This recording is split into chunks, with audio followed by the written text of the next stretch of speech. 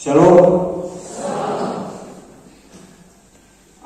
Sebelum saya berkhotbah, sebelum kita belajar sama-sama firman Tuhan, saya mau ngomong sedikit. Memang bukan itu tempat saya ngomong di sini. Saya mau terima kasih banyak-banyak. Mimbar tempat saya berdiri ini adalah mimbar kedua saya di luar gereja pengutus saya. Terima kasih untuk tempat wadah yang Bapak Mama jemaat Tuhan di sini kasih, juga Ibu Pendeta sebagai mentor. Pasti akan sangat berkesan jika suatu saat saya menjadi pelayan Tuhan. Mimbar ini pasti berkesan untuk saya karena ini merupakan proses belajar saya. Tema yang menjadi bahan perenungan kita saat ini, hikmat dan karakter. Hikmat dan karakter, fondasi pendidikan Kristen yang berkualitas. Bapak Mama, kakak adik, saudara sekalian, berbicara tentang tema yang ada beberapa kata kunci yang saya pilih untuk kita sama-sama belajar bersama. Di antaranya adalah hikmat, karakter, fondasi, dan kualitas. Jika berbicara tentang hikmat, banyak definisi, banyak pengertian. Sekarang kita searching di Google, saya dapat hikmat itu apa. Tapi yang saya temukan dalam persiapan khotbah saya, hikmat adalah suatu kemampuan memahami dan menerapkan pengetahuan yang kita dapat dengan pertimbangan kebijaksanaan yang kita pakai dalam mengambil keputusan-keputusan tertentu dalam hidup dan kehidupan kita. Sedangkan karakter, kita berbicara tentang sifat-sifat, ciri khas dari seseorang yang mana membedakan orang itu dari orang yang lain.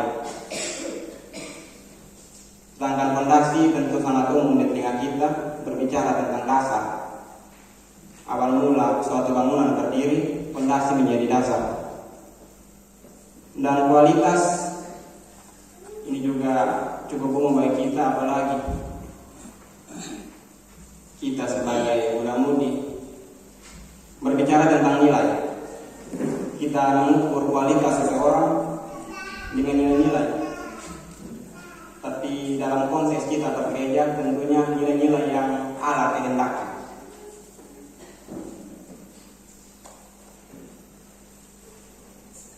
Bapak Mama, kakak adik, saudara sekalian, saya mau bilang juga ini pertama kali saya khotbah di depan mentor. Khotbah di depan mentor karena pada masa praktek sebelum kebetulan mentor klasis KMK, jadi tidak ada waktu untuk sama-sama dalam gereja ini karena beliau cukup sibuk. Ini depan mentor, tentu sebagai manusiawi, sifat manusiawi saya ada gugup, rasa tidak percaya diri, dengan pertimbangan pastinya beliau punya jam terbang lebih tinggi, pengalaman jauh lebih banyak. Coba mentor saja baik, ada kakak Cafik juga. Untuk meminimalisir, menetralkan keraguan saya, rasa tidak percaya diri saya, tentu yang saya perhatikan pertama hikmat. Hikmat dengan pertimbangan-pertimbangan dalam persiapan saya untuk berada di mimbar ini. Ada hal-hal yang saya perhatikan dan hikmat menjadi dasar. Yang pastinya dengan tujuan untuk keberlangsungan ibadah ini, khotbah ini, tidak menimbulkan hal-hal yang keliru yang secara tidak sengaja dapat menyinggung Bapak Mama sekalian, mungkin Mama Pendeta juga. Bapak Mama, satu sisi karena rasa tidak percaya diri itu, satu sisi lagi takut dapat kritik. Karena takut dapat kritik, apalagi di masa belajar, pasti saya tidak ngomong banyak, ngomong sedikit supaya dapat kritik sedikit begitu. Ngomong banyak turun tua taruh dari A sampai Z mati. Jadi berbicara tentang hikmat dan karakter, tidak hanya dalam proses ibadah kita dalam gedung ini atau ibadah kita setelah kita keluar untuk melakukan ibadah kita yang sejati di kehidupan kita, tapi dalam persiapan untuk ibadah pun ada hikmat yang kita perlukan. Bapak, mama, kakak, adik, saudara sekalian, berbicara tentang kita pengkhotbah. Secara umum kita kenal bahwa kitab pengkhotbah ini merupakan kumpulan-kumpulan perenungan Salomo. Salomo di masa tuanya. Memang ada juga ahli-ahli lain yang mengatakan bahwa tidak hanya Salomo, tapi ada orang-orang tertentu yang dalam tanda kutip orang-orang bijak pada saat itu. Namun yang saya mau tekankan di sini Salomo saja begitu. Perenungan ini kalau dalam bahasa kita sehari-hari merenung. Kita merenung apa yang kemarin dan merenung apa yang besok, apa yang terjadi besok begitu. Jadi secara sederhana saya mau ngomong bilang kita kadang mungkin menyesal dengan apa yang kemarin atau penasaran dengan besok begitu. Bapak Mama, Salomo sangat umum bagi kita tahu bahwa beliau adalah orang yang sangat bijak, sangat berhikmat. Pun dalam pengkhotbah ini dia juga menyesal. Dia sadar ada hal sia-sia yang dia buat. Itu Salomo, Bapak Mama. Tidak tahu saya atau Bapak Mama kita semua di sini. Karena itu Bapak Mama, melalui tema yang tidak disengajakan ini, dengan izin Tuhan ini, menjadi pertanyaan untuk kita, apakah pasti kita tidak lebih dari Salomo, itu pasti. Tapi bagaimana hikmat itu tidak hanya mencegah kesalahan, tapi bagaimana menyelesaikan kesalahan juga. Ketika di sini pasti kita sudah tergolong dalam orang-orang yang dapat masalah begitu. Tapi bagaimana dengan hikmat kita keluar dari situ. Bapak Mama, tadi kita baca 20 ayat ini terlalu jelas dia mau apa begitu. Sebenarnya tidak perlu khotbah juga, kita sudah tahu dia mau apa. Kita baca, kita renungkan baik-baik dia mau apa begitu. Dia membedakan bagaimana orang bijak itu seperti apa, orang berhikmat itu seperti apa, orang yang bodoh itu seperti apa. Kita ada di golongan mana begitu. Tapi karena saya sudah berdiri di mimbar ini, hanya saya bertanggung jawab begitu untuk ngomong lagi. Dan karena pertimbangan tadi di depan mentor Bapak David, saya ngomong sedikit saja. Ada beberapa hal yang perlu kita pelajari bersama. Yang mana tadi tentang penyesalan Salomo ini. Apakah kita tergolong orang-orang yang nantinya menyesal, atau tetap ada dalam zona nyaman kita dalam masalah, atau kita memakai hikmat itu untuk keluar dari masalah kita atau mencegah masalah-masalah yang lain. Dalam kitab pengkhotbah ini juga ada perbandingan antara orang yang bijak dan orang yang bodoh, orang yang berhikmat dan orang yang bodoh. Ada perbandingan kata-kata orang bijak dan kata-kata orang bodoh. Kalau kita baca di ayat 12, 13 sampai 15, di situ dia ngomong jelas. Dia ngomong untuk orang-orang yang so tahu. Itu sangat sindiran yang sangat terang begitu di ayatnya yang ke-14 kalau tidak salah. Orang yang bodoh banyak bicaranya, meskipun orang tidak tahu apa yang akan terjadi dan siapakah yang akan mengatakan kepadanya apa yang akan terjadi sesudah dia. Ini ngomong begini, secara sederhana begini. Kalau dia sudah so tahu, orang mau kasih tahu juga orang pikir dia sudah tahu. Nah ini kadang-kadang susah. Kalau kita baca dia ngomong sederhana atau begitu. Jadi dalam hikmat ada pertimbangan, ada pertimbangan tertentu bagaimana kapan kita harus ngomong, kapan kita harus diam. Jangan setiap kita kumpul di gereja kita omong, kita paling tahu. Mau di mana saja kita ada, kita omong, kita yang paling tahu. Dia orang kasih tahu, orang pikir dia sudah tahu. Kadang-kadang kita sudah jatuh baru bilang kodong son kasih tahu begitu. Dan memang orang tahu, kita sudah tahu, makanya orang son kasih tahu begitu. Saya punya satu kesaksian. Ini saya ingat kata dari dosen saya untuk jangan pernah segan-segan takut untuk bersaksi. Karena apa yang kita baca dalam Alkitab pun kesaksian orang-orang percaya zaman dulu yang kita baca begitu. Saya punya satu teman, mungkin Yuli tahu, orang Sumba. Saya sering marah dia, saya paling banyak kalau dia datang terlambat, pokoknya omong. Itu sebelum saya tahu beliau sepanjang malam itu ojek. Dia ojek, ya karena keadaan ekonomi yang kurang mendukung, sepanjang malam itu dia ojek. Kalau di Kupang ada Grab, ada Maxi begitu. Saya marah-marah. Setelah saya tahu, ternyata saya salah. Saya terlalu tahu begitu. Kita tahunya dia tuh pemalas, suka bangun terlambat. Ternyata dia bertaruh dengan hidup. Bahkan dia jalan itu malam itu pulang jam 3 ada. Bahkan tidak tidur pun ada begitu. Dan saat kuliah pagi dia terlambat, saya marah-marah begitu. Karena kami cukup dekat. Dia, tapi setelah saya tahu itu tamparan buat saya, ditambah lagi kebantuan saat ini, kita sudah tahu begitu. Kita tahu alasan, kita sudah tahu dia alasan ini karena apa, tapi kita mau nasihat. Bapak Mama, karena itu firman Tuhan mengajak kita untuk menjadi orang-orang yang bijak, yang dalam berkata kita melihat waktu dan tempat. Saya rasa cukup jelas untuk kita memahami ini. Rata-rata bukan hanya kan bahasa, setiap kita dia omong begitu. Tiap hari kita omong di mimbar, tapi buat yang susah. Tapi melalui khotbah saat ini saya mengajak Bapak Mama untuk bagaimana kita keluar dari itu dengan hikmat, dengan menggunakan hikmat yang daripada Allah. Bapak Mama, Bapak Ibu Saudara sekalian, memang banyak ini 20 ayat, tapi ada beberapa yang saya ambil. Pada tempatan 7 itu berbicara tentang pemimpin dan rakyat.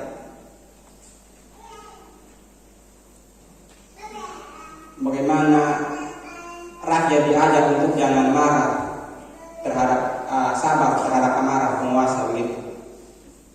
Memang salah juga sih sebenarnya. Kalau memang penguasa buat salah, kita pasti sabar begitu. Tapi yang berhikmat itu yang sabar begitu. Firman Tuhan jelas, karena apa yang firman ngomong ini sesuai konteks begitu. Salomo mengalami, dia jadi pemimpin, dia buat ketetapan apa, kebijakan apa orang sampai terima, pasti kena, apalagi kebijakan kerajaan yang cukup besar. Jadi dia di posisi atas, dia mau menyiarkan untuk setiap orang. Kalau penguasa ngomong dengar begitu. Bagaimana tapi dalam kehidupan bergereja dan bermasyarakat kita, hikmat itu punya tempat masing-masing sesuai dengan konteks kita. Kita orang Kristen, kita punya definisi hikmat beda. Kita punya definisi hikmat itu berasal dari Allah.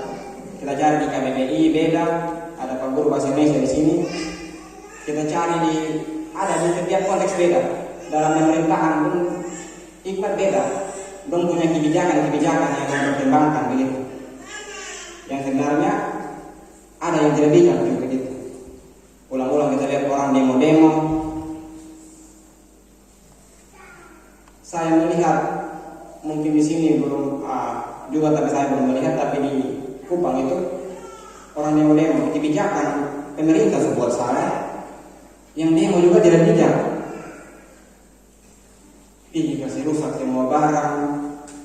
Ini sama kayak orang yang tidak bijak yang ada sama-sama melawan begitu. Padahal dalam pengkhotbah diajak untuk sabar dalam amarah penguasa. Sabar bukan berarti mengalah, kita tidak kita merasa nyaman begitu, tapi ada waktu, ada tempat.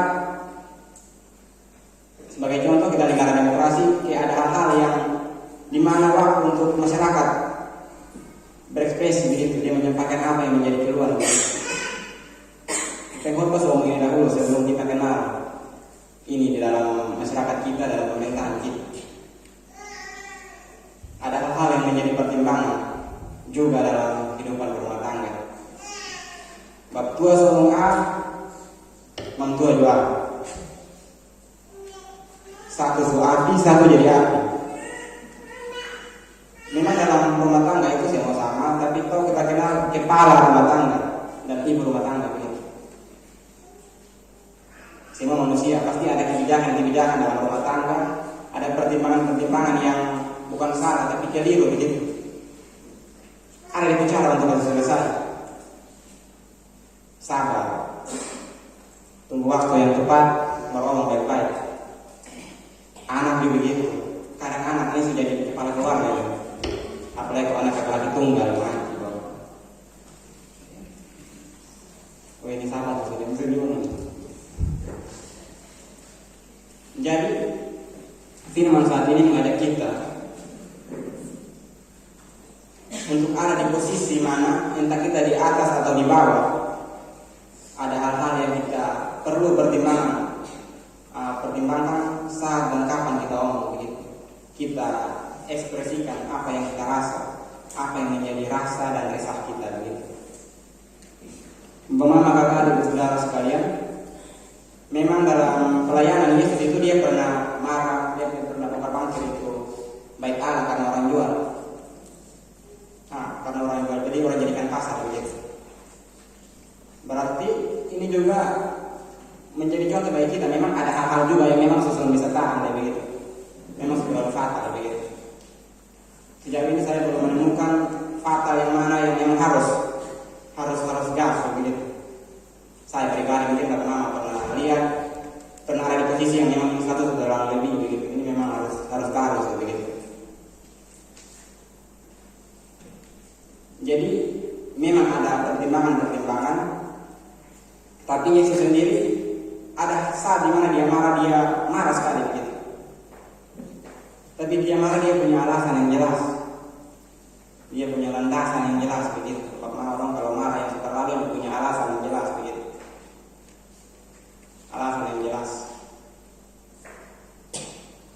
Bapak mama kakak adik saudara sekalian,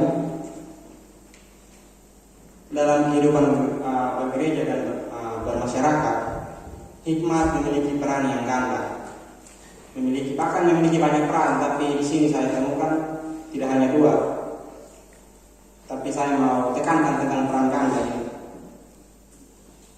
Tadi kita sempat menyinggung, di lain mencegah masalah, hikmat juga dapat menyelesaikan masalah. Sebenarnya bukan masalah begitu dalam kehidupan gereja, pergumulan, lebih tepatnya pergumulan. Masalah dalam gereja ada terang, begitu ada pergumulan jemaat begitu. Hikmat dapat membantu kita keluar dari masalah, lebih tepatnya pergumulan.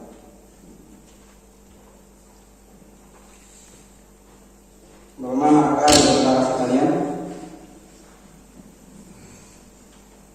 di zaman yang terus berubah, posisi kita sebagai gereja, entah itu secara fisik atau setiap kita masing-masing, kita dipertentangkan dengan banyak pergumulan, banyak masalah. Hanya ikan mati saya di air mengalir itu diikut arus. Ini juga sudah dengar dari kata-kata dari salah satu dosen saya. Hanya ikan mati saja yang dia ikut arus, tapi ikan hidup dilawan arus terus. Hikmat itu tidak ikut arus. Ikan mati yang mengalir di tagaya di batu, tagaya di ranting, itu ikan mati. Kita ikan hidup yang berhikmat begitu. Kita melawan terus. Kita punya tujuan yang jelas. Apalagi kalau dalam konteks ikan itu, semakin melawan arus semakin menguat, semakin besar. Pun kita demikian Bapak Bapak sekalian. Apakah kita mau mengikut arus, atau kita macam ikan mati yang dapat bawa arus? Nanti orang bagus ini tagaya di batu, kita gaya di situ, kita yang mana?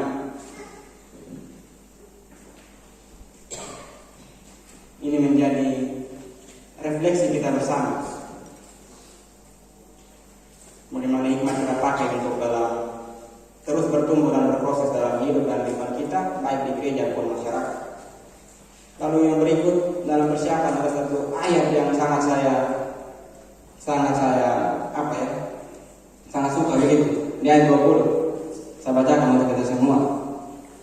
Dalam pikiran pun janganlah engkau menutupi raja, dan dalam kamar tidur janganlah engkau menutupi orang kaya. Karena burung di udara mungkin akan menyampaikan ucapanmu, dan segala yang bersayap dapat menyampaikan apa yang kau ucapkan. Ini burung di udara disapa, segala yang bersayap disapa. Kami punya budaya dalam kampus, mungkin kakak-kakak tahu, Yuli tahu, setiap pohon, tembok itu punya mata, punya telinga. Jadi ngomong tuh hati-hati, apalagi dalam perangkatan itu pasti ada kesenjangan perangkatan. Adik-adik ngomong tersalah, tiba-tiba kakak sudah dengar begitu. Siapa yang jadi burung, siapa yang binatang bersayap begitu. Dalam kehidupan bergereja pun demikian. Bapak mama ada omong ini, anak ikut omong tambah, bagosip dulu. Kait-kait apa yang ngomong dalam rumah, itu sampai di sana. Siapa yang tahu? Oh ini saya baca ini tamparan keras buat saya juga. Kadang suka bohong orang ini. Apakah kita juga demikian? Apakah bapak mama, bapak adik, saudara sekalian juga demikian? Itu menjadi pertanyaan refleksi bagi kita. Hikmat mengajarkan kita untuk menggunakan mulut kita dengan tepat. Kapan kita harus ngomong? Jangan dari kecil, masih kecil orang tua sudah duduk ngomong orang, anak dengar, anak kita pertama, suara. Dia untung apa begitu? Tadi di ayat mana? Ayat yang sama juga. Kenapa orang miskin suka ngomong orang kaya? Karena orang miskin sudah dapat pekerjaan begitu. Dia duduk ngomong orang. Orang kaya dia punya kesibukan, dia punya jabatan. Ini dalam konteks kerajaan saat itu kan kota. Tapi dalam konteks kita artinya orang kaya ini orang yang punya kesibukan, dia punya tanggung jawab begitu. Ada hal yang dia kerjakan, dia sama kebut jabut dulu bawa orang. Hanya orang miskin saja, miskin dalam konteks pajak di bawah. Dan kita bukan miskin hikmat. Itu yang kita ingat Bapak. Kita bukan miskin hikmat. Mari pergunakan hikmat kita dalam hidup dan kehidupan kita. Bapak mama, kakak adik, saudara sekalian, dari definisi awal tentang hikmat tadi yang saya omong, ada ciri-ciri orang berhikmat dan yang tidak berhikmat. Orang berhikmat itu memahami, menerapkan pengetahuan yang dia tahu, dan membuat keputusan yang tepat dan bijaksana. Kalau dikembalikan orang yang tidak berhikmat namanya itu tidak memahami, menerapkan pasti salah. Salah di awal ini pasti keputusan yang dia ambil itu memang soal berhikmat memang dan bijaksana memang, karena memahami salah begitu. Itu kebalikan dari orang berhikmat dan tidak berhikmat. Bapak mama kakak saudara sekalian, banyak kita ngomong tentang hikmat dan karakter, banyak definisi. Kita searching di Google bisa dapat. Kita belajar di sekolah bisa dapat. Kita dengan kita punya refleksi pribadi yang bisa dapat hikmat apa. Kita pikir hikmat begini. Tapi kita orang Kristen, kita punya satu hikmat. Kita punya satu hikmat, yaitu Yesus Kristus. Tadi dalam berita Nugra kalau tidak salah, ini omong 1 Korintus 1 ayat 20.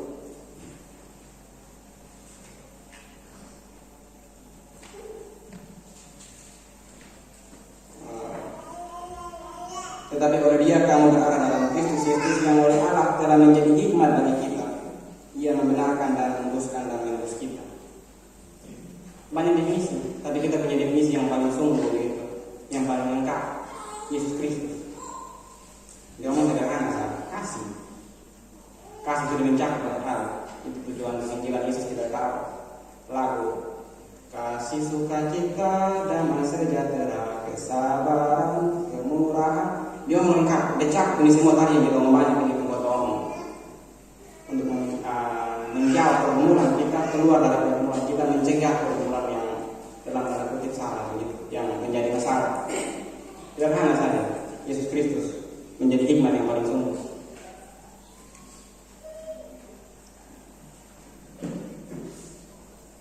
Dan pastinya Yesus Kristus menjadi hikmat. Kita melakukan setiap aktivitas kita, kehidupan kita dengan berlandaskan pada kasih Kristus, sesuai dengan apa yang Kristus kehendaki. Bagaimana sederhana saja kasih, ngomong tentang kasih itu satu kata saja 5 huruf, kasih. Tapi yang paling sederhana itu yang paling sulit dilakukan, karena dalam kehidupan kita kadang kita suka cari yang mewah begitu. Siapa yang pakai pakaian sederhana di gereja, di tempat nikah? Bahkan ada satu puisi Joko De Pranomo kalau tidak salah, salah satu penulis, cinta yang sederhana itu cinta yang paling tidak sederhana. Karena dalam tuntutan zaman orang-orang diharuskan mewah begitu.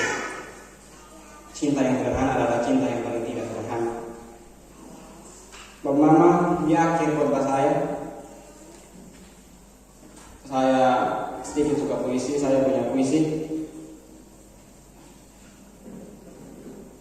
dia punya judul Hikmat yang Sederhana. Aku mati kata-kata ketika menghina lebih membangun daripada membina. Aku mati kata-kata ketika suara tangis lebih menyentuh dari sentuhan panca indera. Aku mati kata-kata ketika merasa kekurangan adalah upaya menambah syukur.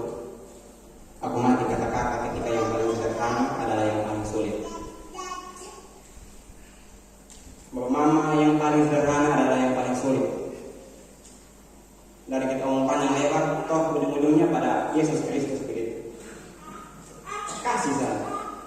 Tapi coba renungkan kembali. Kasih bisa ada buat personnya begitu. Ada 9 buah roh kalau tidak salah. Kasih. Dia omong jelas, kasih sukacita, selalu sukacita. Ketemu orang senyum, damai. Karena itu bagaimana kakak dan saudara sekalian, satu hal yang saya mau katakan, saya sudah omong ulang-ulang sesuai dengan tema hikmat dan karakter, fondasi pendidikan Kristen yang berkualitas.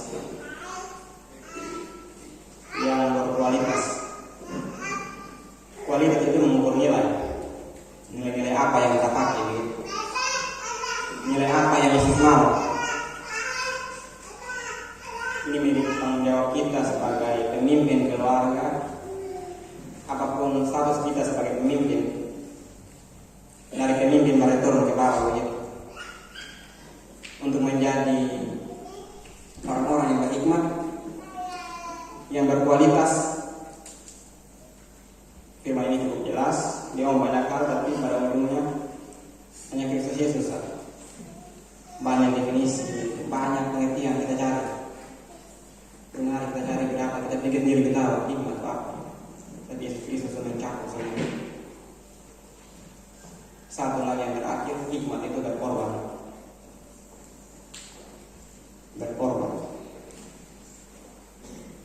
Saya pernah dapat nasihat dari salah satu teman.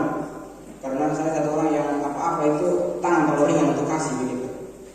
Kalau kita tidak sekarang ngambil begitu rendah hati, di mana saya bergaul apa-apa, mungkin ya orang bilang orang halal, tapi kita jadi tahu betul kesana. Hanya saya dapat tegur begini, jangan terlalu baik dengan orang. Itu kita hanya upaya untuk menyenangkan orang begitu.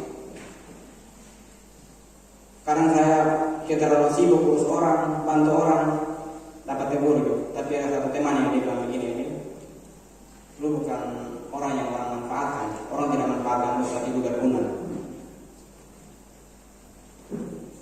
Berkorban itu bukan dimanfaatkan, tapi kita berguna. Tuhan Yesus berkata.